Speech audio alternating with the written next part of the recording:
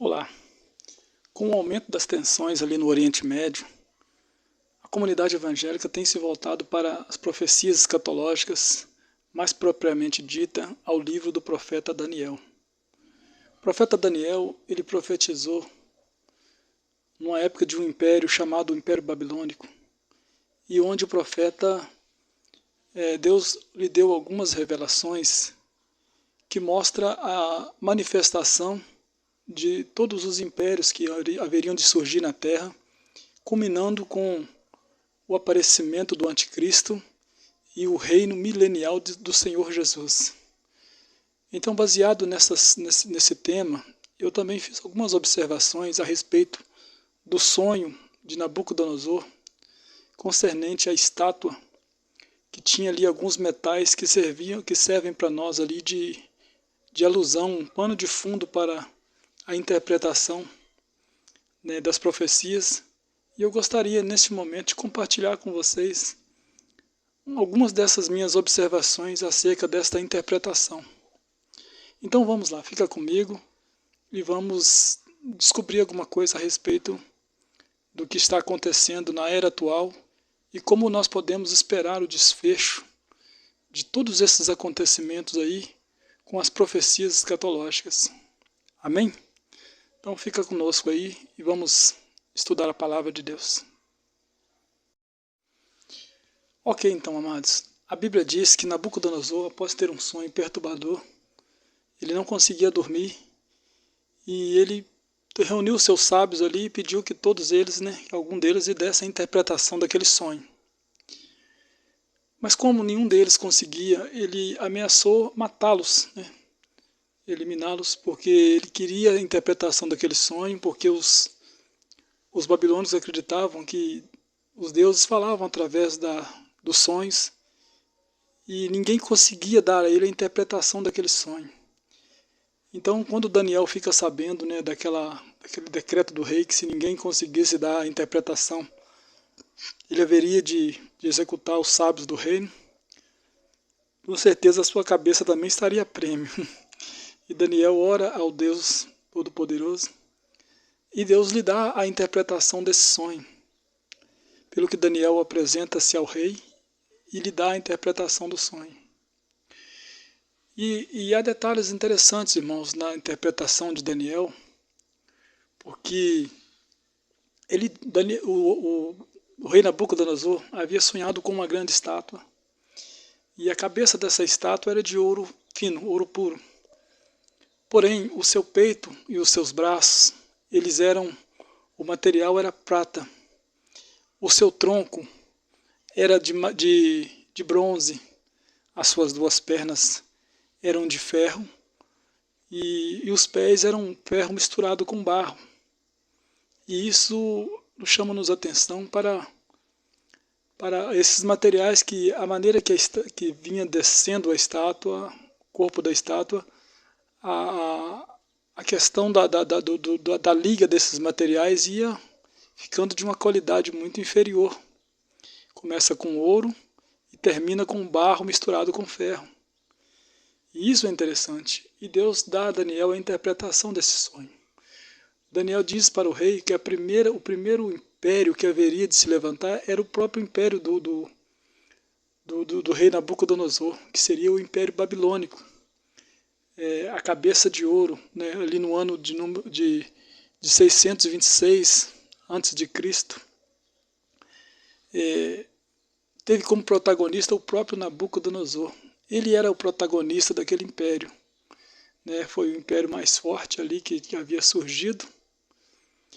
E esse império, irmãos, ele durou até mais ou menos o ano 539 a.C., quando Daniel diz que o segundo império a se manifestar seria o Império Persa, ou Medo-Persa, a fusão entre dois impérios, que era o Império Medo e o Persa. A fusão desses dois impérios, irmão, deu o Império Medo-Persas, que falava do peito de prata com os dois braços, quer dizer, os dois braços de prata apontavam para a fusão desses dois impérios, ou desses dois reinos, não eram dois impérios, eram dois reinos que fundiram e formaram o Império Medo-Persa. E o grande protagonista desse império foi o grande rei Ciro, que na profecia de Isaías, Deus chamou Ciro. Isaías profetiza 100 anos antes do nascimento de Ciro, que Ciro haveria de invadir a Babilônia e destruir o Império Babilônico. E foi justamente isso que aconteceu. O rei na época era o neto de Nabucodonosor, um rei perverso chamado Nabonido. Ele estava dando uma grande festa ali e apareceu uma mão e escreveu na parede as palavras Mene, Mene, Tekel, Parsim. E o rei ficou ali perturbado e pediu que alguém interpretasse aquela escrita na parede. E Daniel diz a ele, olha, pesado fosse na balança e passou de ti o reino. O Senhor tomou de ti o reino, rasgou o reino de você e deu aos medos e aos persas. E diz a Bíblia que naquela mesma noite o reino foi invadido através do rei Ciro e foi morto o rei e deu-se início ao Império Medo-Persa. Este império também não durou muito tempo, mas porque ele foi substituído por um outro império, o terceiro império, o tronco de bronze, porque esse império Medo-Persa era os braços e o peitoral de prata. Porém, o terceiro império era o tronco de bronze, com as coxas ali de bronze.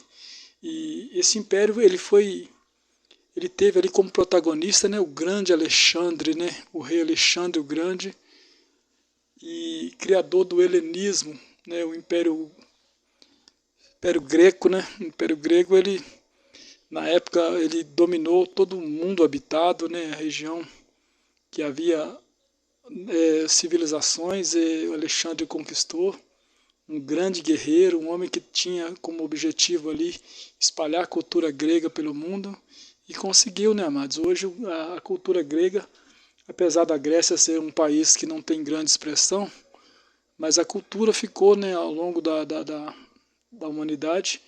Observa que a gente observa traços da cultura grega em todas as regiões do mundo. Tanto é que nós hoje somos muito influenciados pela cultura grega. E isso se deveu ao Alexandre o Grande, que foi um rei que conquistou, que monopolizou diversos povos ali, subjugou. Esse foi o terceiro império, o Império Grego. O quarto império, amados, ele que substituiu o Império Grego, foi o Império Romano.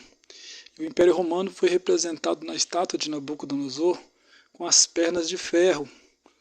E então a gente vê que o Império Romano, ele surgiu ali no ano por volta de 168 a.C., durou ali até cerca de 476, mas antes disso, em 280, parece 86, ele sofreu ali uma divisão.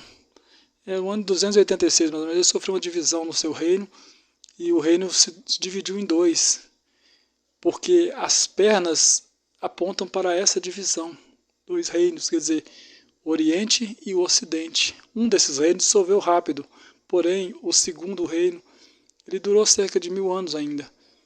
Mas através ali no ano 476, quando caiu o Império Romano, Roma foi invadida ali, sofreu várias invasões bárbaras, e continuando a interpretação dessas pernas ali de barro com misturado, aliás, as pernas de ferro, porém os barros misturados ali nos seus pés, ali nos seus dedos, eles nos apontam para essa divisão que haveria no Império Romano, porque o Império Romano sofreu um grande baque. 10 tribos bárbaras invadiram o Império Romano e dissolveram com o Império. E justamente 10 tribos, são os 10 dedos da estátua, eles apontam para essas 10 tribos que deram início a toda a Europa que hoje a gente conhece. Isso, mas fez com que o velho Império Romano fosse dissolvido, dando início à grande Europa, que também na profecia bíblica Deus disse que como o ferro e o barro não se misturam, essas tribos, após formarem nações, elas até tentariam se unir, se unificar, se tornar um império forte, porém, de maneira nenhuma eles conseguiriam se unir. Hoje você observa que a Europa, por mais que ela tenta se unir, a Europa é uma região totalmente dividida. Observa que lá o euro, né, nem todos os países europeus aderiram ao euro, eles não se entendem ali nas Nações Unidas, uns têm rei, outros têm parlamento, outros já estão partindo para outras formações.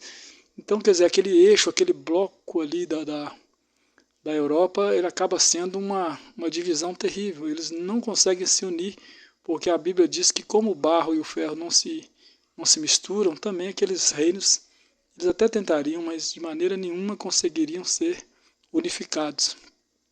Isso fala da fragilidade desse império, né? E essas 10 tribos, irmão, dali, daquele eixo ali, a gente acredita, né, os estudiosos das profecias acreditam que daquele bloco europeu é que se levantará o anticristo. A gente acredita nisso, nessas profecias. Pode ser que aconteça uma reviravolta e o anticristo talvez venha de um outro povo, porém, tudo aponta para nós que o anticristo virá desse bloco ali, da Europa. Porém, amados, quando o anticristo se manifestar, também na mesma profecia de Daniel, foi visto por Nabucodonosor uma pedra sendo arrancada sem o auxílio de mãos. E justamente essa pedra bate nos pés de ferro misturado com barro da estátua, que é justamente a parte mais frágil dela, e esmiuça toda a estátua, né? Quer dizer, ela se torna pó. Então, o último reino que a gente está falando é o reino, é a Europa, né, amados? É os 10 dedos da estátua. E é justamente ela que vai sofrer aquele baque ali daquela pedra sendo arrancada sem o auxílio de mãos de Jesus Cristo. Tudo aponta para nós que essa pedra seja o reino de Cristo, o reino milenial de Jesus. E esse reino, a Bíblia diz que ele é um reino que vai dominar sobre toda a terra, ele vai crescer, ele vai se tornar grande e vai encher toda a terra. E nós esperamos, né, irmãos, que o cumprimento das profecias, né, a gente sabe, amados, que quando se trata de estudar profecias, acaba sendo uma região assim, como você andar sobre um campo minado, porque não é fácil você interpretar as profecias. Como o apóstolo Pedro disse, né, a profecia, ela às vezes, muitas das vezes é simbólica, é sombra de algo, e às vezes a gente tem que prestar muita atenção. Mas a gente acredita, amados, que pelas informações que nós observamos nas profecias bíblicas, ali no livro de Daniel, tudo dará-se mais ou menos dessa forma como eu acabei de dizer a vocês. Os impérios foram sendo extirpados até chegarmos nesse bloco europeu, que se dará ali com a manifestação do anticristo, e o reino do anticristo, a Bíblia fala que os 10 reis que se levantarão por último, eles vão reinar por um pouco de tempo. E quando a pedra for arrancada sem mãos vier e bater contra aquela estátua, de uma forma simbólica, né, claro, o reino do anticristo, juntamente com aquele império, se dissolverá. E aquele reino que surgir por último, o quinto reino, ele vai crescer, encher toda a terra. A Bíblia diz no livro de Salmos que Jesus reinará de mar a mar e o seu reinado não terá fim. É isso que nós acreditamos, amados, é isso que nós esperamos. As profecias de Daniel estão aí. A gente está vendo o Oriente Médio vivendo uma tensão muito forte para a guerra. E a gente sabe que quando se ouve falar em guerras, em rumores de guerra, a gente fica atento às profecias, porque elas sempre apontam para nós um norte, onde a gente tem que estar atento. E também Israel para nós é o relógio de Deus na terra. Tudo que diz respeito a Israel, que está ligado a Israel, também para nós é motivo de nós estarmos em vigilância, em alerta e observando, porque essa nação ela é uma nação de super importância para nós no desfecho das profecias escatológicas.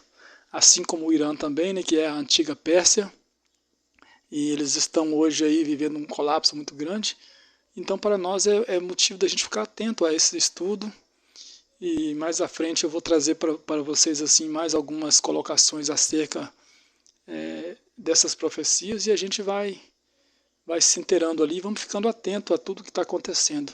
Mas nunca esquecer de estar orando, né, para que Deus, né, derrame paz no coração dos homens, para que as pessoas, né, abracem, né, o Evangelho, para que Cristo tenha lugar no coração dos homens, porque a nossa maior preocupação é concernente à salvação da alma das pessoas, através da pregação do Evangelho. Então que Jesus Cristo tenha guarida no coração dos homens, que as profecias escatológicas vão se cumprir mesmo, independente da minha, da sua, da nossa vontade, ou da vontade de qualquer um imperador, ou de qualquer um magnata que seja.